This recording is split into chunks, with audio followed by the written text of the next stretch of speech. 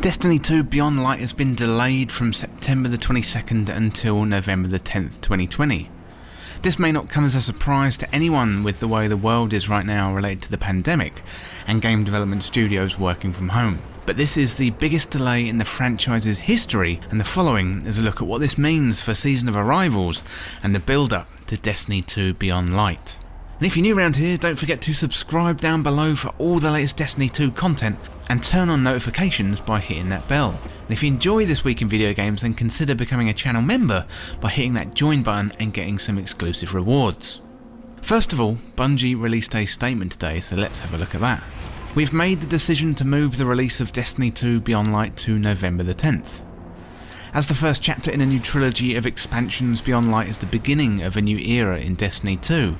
We have a powerful story to tell and incredible new features that we're really excited for players to experience. As always, our goal is to make the coolest, most entertaining expansion we can possibly make for our fans. To that end, we're doing what's best for the game and we're moving the launch date. Past few months have been a challenge and will continue to be during this pandemic. We've learned to create together in a new way by having to work apart from one another, and despite these hurdles, we're still committed to the same level of quality that our fans expect. Over the coming weeks, we'll be unveiling more of what we're working on for Beyond Light and what that also means for Season of Arrivals, which will now extend to November the 10th. Beyond Light sets the stage for an incredible future in Destiny 2, though it's coming later than we originally anticipated. We're excited to continue that journey with you this November. With the way things are right now, this shouldn't really come as a surprise. Bungie is trying to make an expansion, which we hope is going to be roughly the size of Forsaken, all whilst working at home. This is going to make things pretty difficult, where collaboration between teams is absolutely crucial. They're removing locations, no doubt coming up with new activities and introducing a new damage type with stasis. Doing all that whilst working from home and having no work-life separation, it's got to be tough. Working from home sure sounds good, but practically it can be hard, especially in the middle of a global pandemic and everything else that is going on in the world right now. We've gotten used to these September releases with Destiny, with the first one coming out on the 9th of September 2014, Destiny 2 releasing on the 6th of September 2017. And this has been fairly consistent over the years until last year, when Shadowkeep launched on October the 1st, 2019. And that was the first time we experienced a major delay. Bungie wants Beyond Light to have that polish. Personally, I think they've made the right decision, as if the game came out and it felt half-baked, they'd be met with a wave of negative feedback, and we're going into the next phase of Destiny, starting with Beyond Light and being followed up with The Witch Queen in 2021 and Lightfall in 2022. It's much better to take a little extra time, even though we all want to play it and get hyped for that new release. This news does have some pretty significant implications for the current season. So Season of Arrivals is going to be extended by 49 days, and that's a fair amount of time. Bungie has been releasing content week over week, and now we've got 7 extra weeks to fill. So last season ended with an event, and now if this season had something similar planned, as we know Eris and the Drifter are heading off to Europa, well, that's going to have to be pushed back by a little bit of time. Bungie did follow up their first announcement with a early releasing twab this week, saying there's going to be more content added to Season of Arrivals.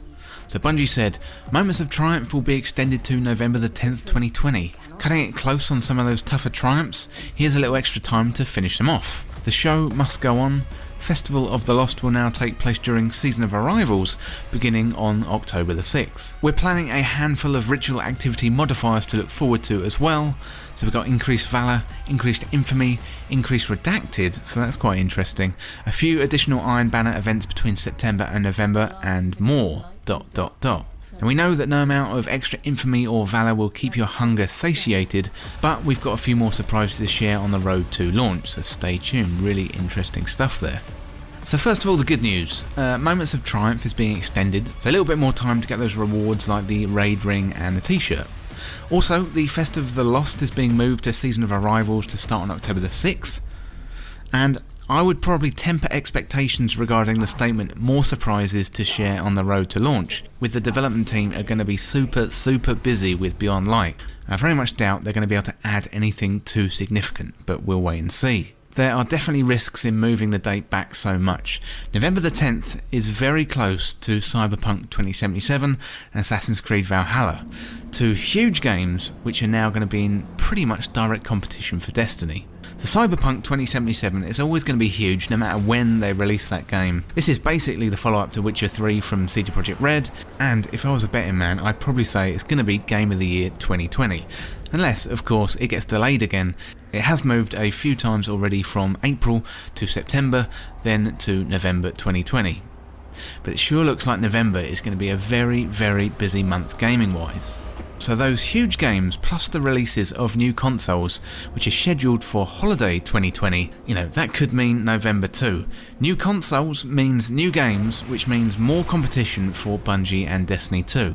Beyond Light is a huge opportunity to either get new players or lapsed players back into the game, and especially this year with the carrot on the stick of using darkness abilities for the first time with Stasis. Now, this is going into a pretty crowded zone when it comes to games. We've got Halo Infinite, it's going to be a launch title for Xbox, plus all the potential launch titles for PlayStation 5 like Godfall and others. With all that being said, I do think it is good news for the game. If Bungie doesn't think it's going to be right, then take more time to work on it and get it into a state where it can be released. The worst thing in the world is putting out a product that you're not happy with, rushed, and adding crunch into the game development process. I mean, that's one of the reasons why they parted ways with Activision in the first place. Although, I'm personally disappointed that it's not coming out in September, I'm still super hyped for Beyond Light DLC and will be patient until November. Let me know down in the comments what you think of the delay. Do you agree with Bungie's decision to push the date back? And how do you think Destiny 2 is going to fare in November with all those other releases around it? Well, thanks so much for watching, and for more Destiny 2 content like this, subscribe and share with a friend. To join our community, check out the Discord link in the description, and you can follow me on Twitter at TWIVG Podcast. If you enjoyed this video and found it useful, liking and sharing the video would really help me out. Otherwise, check out these other videos on the channel. Thanks again, and I'll see you in the next video.